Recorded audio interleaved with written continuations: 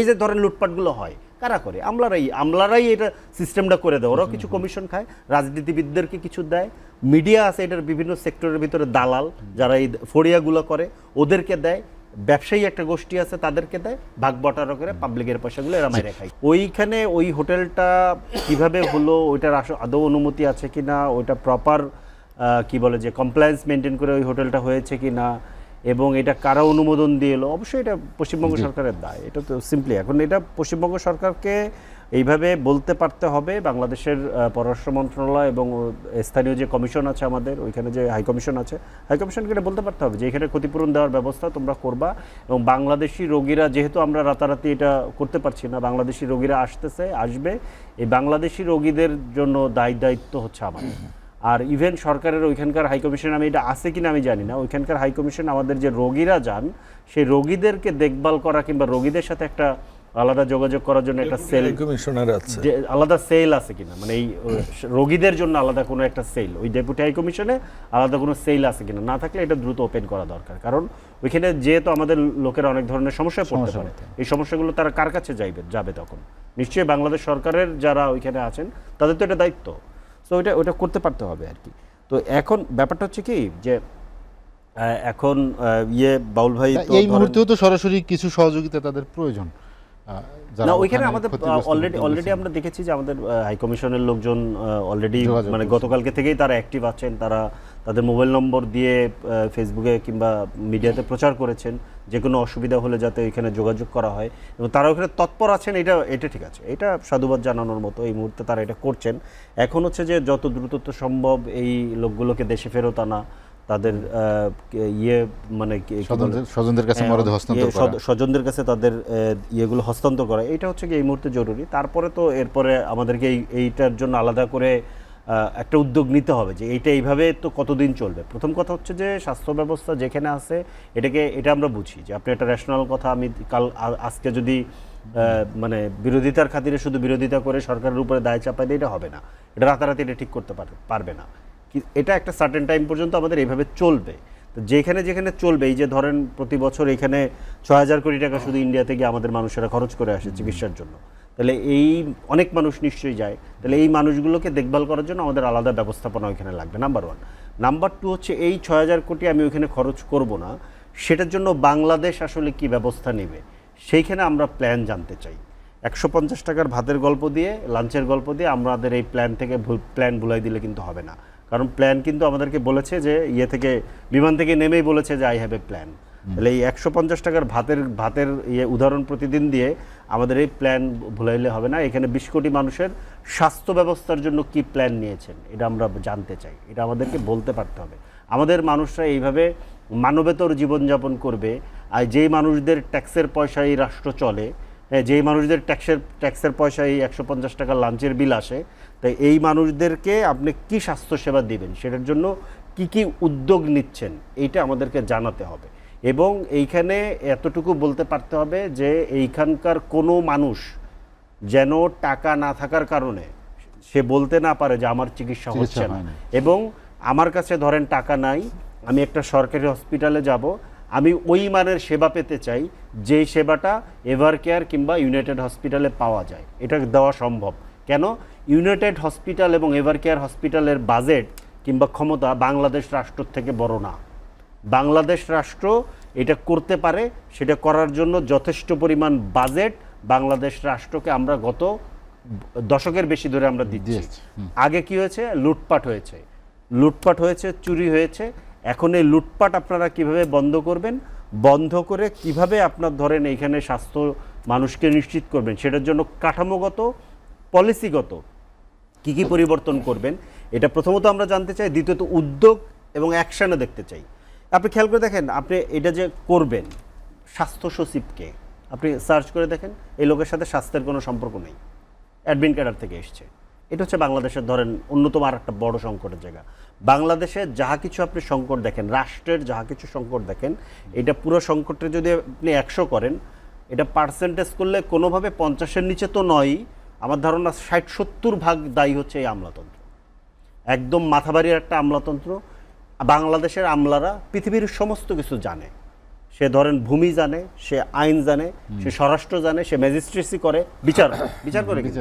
সে বিচার করে, সে স্বাস্থ্য সামলায়, সে শিক্ষা সামলায়, সে কৃষি সামলায়। কৃষিতে অবশ্য বোধহয় আলাদা ক্যাডার আছে। যাই হোক, বাংলাদেশের আমলারা সমস্ত বড় বড় কাজ তারা সামলাইতে পারে, এবং সামলাইতে পারে তারা কি করে, তাদের মধ্য কারণেই এখানে একটা নিশ্চল আমলাতন্ত্র তৈরি হয়েছে। যে আমলাতন্ত্র ধরেন দুনিয়া উলটপালট হয়ে যায়, কিন্তু ওর গায়ে ফুলের আঁচড় লাগে না। আপনি খেয়াল করে দেখেন, এই আমলাতন্ত্র এখানে শুরু হয়েছিল হচ্ছে ব্রিটিশদের হাত ধরে। ব্রিটিশদের হাত ধরে শুরু হওয়ার পরে এই ব্রিটিশদের মধ্যে ধরেন একবার বিরাট বড় পরিবর্তন হয়েছে।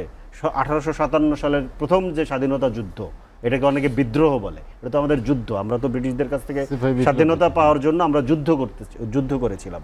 সেই যুদ্ধ গেল, এরপরে ব্রিটিশ সাম্রাজ্য নিজে এখানে কলোনি স্থাপন করলো অফিসিয়ালি 1858 সালে। সে এরপরে 90 বছর চালাইছে। ব্রিটিশরা চলে যাওয়ার পরে পাকিস্তান আসছে, 24 বছর চালাইছে। আমরা মুক্তিযুদ্ধ করছি, বাংলাদেশ স্বাধীন করছি। স্বাধীন করার পরে আবারও দেখবেন যে স্বাধীনতার সময় যেই ডিসি, মুক্তিযুদ্ধের সময় যেই ডিসি পাকিস্তান সরকারের পক্ষ হয়ে কোনো এক জায়গায় নিয়োগ ছিল, মুক্তিযুদ্ধের পরে এসে সে আবার ডিসি হয়েছে। এই ঘটনা শুধু এটা ব্যক্তির ব্যাপার না, কাঠামোটা সেম। এখন আপনি গিয়ে দেখলেন যে কোনো জেলায় যদি যান, দেখবেন যে ডিসির বিরাট বড় বাংলো, এত বড় বাংলোতে থাইকা সে যে কি করে এটাই আমি ঠিক বুঝে পাই না। ওর কাজটা কি আমি জানি না, কিন্তু এটা এখনো আছে। কেন আছে, কি করতেছে, এটা কেউ প্রশ্ন করে না। বাংলাদেশের ইন্টেলেকচুয়ালরা এটা নিয়ে প্রশ্ন করে না, বাংলাদেশের ধরেন সংবাদ মাধ্যম এটা নিয়ে প্রশ্ন করে না, বাংলাদেশের পলিটিশিয়ানদের এটা নিয়ে কোনো মাথা ব্যথা নাই। বাংলাদেশের ধরেন কি বলে যে এদের যেহেতু নাই, বাংলাদেশের তরুণ প্রজন্ম জানে না যে এটা কি করতে হবে। নাইলে ধরেন আমরা 24 সালে একটা বিপ্লব করলাম, যতগুলো পরিবর্তন ঘটেছে এইখানে এই ভূখণ্ডে এই আমলাতন্ত্র গঠন হওয়ার পরে, প্রত্যেকটা পরিবর্তনে এই আমলাতন্ত্রের কেউ না কেউ কোনো না কোনো ফর্মে যুক্ত ছিল। আপনি খেয়াল করে মনে করে দেখেন তো, 24 সালের বিপ্লবে একজন আমলা দাঁড়ায় বলছিল কিনা যে আমরা তোমাদের সাথে আছি? বরঞ্চ সচিবালয়ে হাসিনাকে রক্ষা করার জন্য মিছিল হয়েছে। 3 তারিখে 2 তারিখে মিছিল হয়েছে। আবার 8 তারিখে যখন ধরেন বঙ্গভবনে সরকার গঠন হচ্ছে, ফাইলটা বগলের দাবা করে ওরা যায় বসে আছে নতুন মন্ত্রীর সাথে, নতুন মন্ত্রীকে রিপোর্ট করার জন্য, sir I am at your service. এই যে ধরেন চূড়ান্ত ধরেন মানে কি বলে যে চূড়ান্ত দেশদ্রোহী মানুষের প্রতি যাদের মিনিমাম কোনো কমিটমেন্ট নাই, এইরকম একটা আমলাতন্ত্র এইখানে প্রত্যেকটা ব্যবস্থাকে সংস্কার করার জন্য এবং করার জন্য এইটার দায়ী। এরা হচ্ছে এটাকে ধরে নিয়ে, এই যে ধরেন লুটপাটগুলো হয় কারা করে?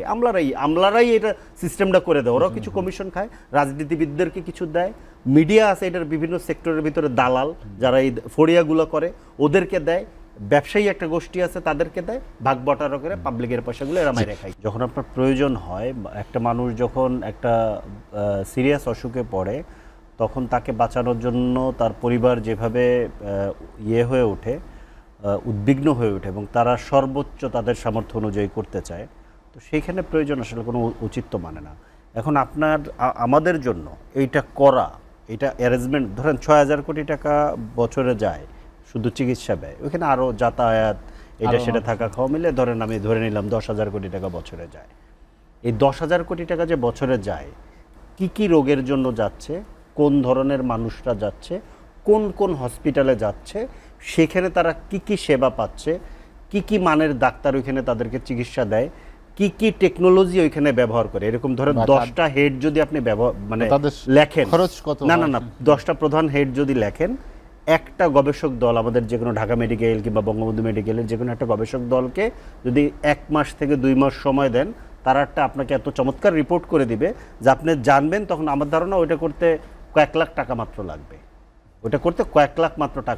ওই রিপোর্টটা নিয়ে একজন ব্যক্তি যদি শুধু আন্তরিক হন, যার কাছে ওইটুকু মানে নির্বাহী ক্ষমতা আছে, ধরেন মন্ত্রী কিংবা প্রধানমন্ত্রী, এটা প্রধানমন্ত্রীর এখানে যাওয়ার ইস্যু নাই, মন্ত্রী যদি এটা আগ্রহী হন, এইবার উনি ওই রিপোর্টটা দেখে বুঝে যাবে যে ওনাকে আসলে কোথায় কোথায় পরিবর্তন করতে হবে, যে আমার কি পরিমাণ রোগী যায়, কোন এলাকা থেকে যায়, বা এটা বের করা তো খুব কঠিন কিছু না।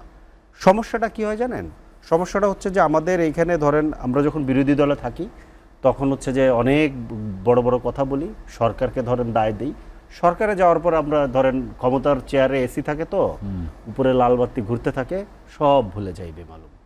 হ্যাঁ, ধরেন তখন কি হয়, তখন ধান্দা খুঁজে যে কোন প্রজেক্টটা নিলে আমার আসলে লাভ হবে, ওই প্রজেক্টটা করতে হবে। আবার যখন একটা ক্রাইসিস হয়, বাংলাদেশের জন্য সবচেয়ে বড় সংকট, যে কোনো ক্রাইসিসে মানুষ আসলে সহানুভূতিশীল হয়, কিন্তু বাংলাদেশ এমন একটা জালিম রাষ্ট্র বানাইছে বাংলাদেশে, যে এই রাষ্ট্রের মধ্যে যারা থাকে যখন ক্রাইসিস হয়, ক্রাইসিসে আলু পোড়াটাও ঠিক মতো খুঁজে বের করে। যেমন আজকে একটা ছোট্ট উদাহরণ দিই, ক্রাইসিস আলু 150 টাকার উদাহরণটা বারবার আসে। 150 টাকা আমাদের সামনে আনা হয়, তো সামনে 150 টাকা দেখায়া পেছন থেকে কি কি করা হয় এইটা এইদিকে আমাদের নজর রাখতে হয়। আমরা যেহেতু বিরোধী দলের কাজ হইতেছে এগুলো খুঁজে বের করা।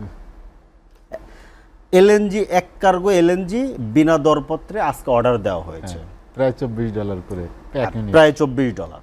আচ্ছা, যেটার এখন বাজার বলা হয়েছিল 18 থেকে 19 ডলার। বলা হয়েছিল $21 দিবে, কিন্তু এবং এটাও বলা হয়েছিল যে ওটা নাকি কম দামে আমরা পাচ্ছি। স্পট সেল কখনোই কম দামে হয় না, আপনি বিডিংয়ে না দিলে কখনোই সেল আপনি কম দামে কিনতে পারবেন না। এবং $24 প্রায় কেনা হচ্ছে, যেটা রেট হচ্ছে ধরেন $18.5 আন্তর্জাতিক বাজারে, তার মানে হচ্ছে 4 হচ্ছে আর 1.5 ধরে নিলাম $5 করে পার ইউনিট। এক কার্গোতে কত ইউনিট এটা আমি জানি না, আমি ওই এক লিটার কি বুঝিয়েছি। যাই হোক, মানে এক কার্গোতে কত লিটার হয়, তাহলে এই একটা কার্গো থেকে কত $5 চলে গেল, এই টাকা কার, কত টন কার পকেটে যাচ্ছে? 14 এটার জন্য এইটার কমিশন মন্ত্রী কতটুকু পাচ্ছেন, সচিব কতটুকু পাচ্ছেন, এখানে এই মন্ত্রণালয়ের উপদেষ্টা নাই, প্রতিমন্ত্রী আছে, প্রতিমন্ত্রী কতটুকু পাচ্ছেন, যারা এটা এই মিডিয়াটা করেছে, এই মিডিয়ার মধ্যে নিশ্চয়ই সরকারি দলের কোনো একজন ধরেন লোক আছে যে এই মিডিয়াটা করতেছে, তার পকেটে কতটুকু যাচ্ছে, যারা এটা সাপ্লাই দিচ্ছে তার পকেটে কতটুকু যাচ্ছে, খেয়াল করে। আচ্ছা, টাকাটা দিচ্ছে কে? টাকাটা দিচ্ছে কিন্তু ওই যে লোক ওইখানে গিয়ে মারা গেল, যে 8টা মানুষ ওইখানে মারা গেল, তার ট্যাক্সের টাকাও এটার মধ্যে আছে। এইটা হচ্ছে যে অ্যারেঞ্জমেন্টটা। এখন এই জবাবদিহিতা আপনি কিভাবে নিশ্চিত করবেন? যখনই একটা সংকট হবে, এই সংকটের মধ্যে আপনি একটা আলু পোড়া দিবেন, আলু পোড়া দিয়ে ওই আলুটা আপনি খাবেন।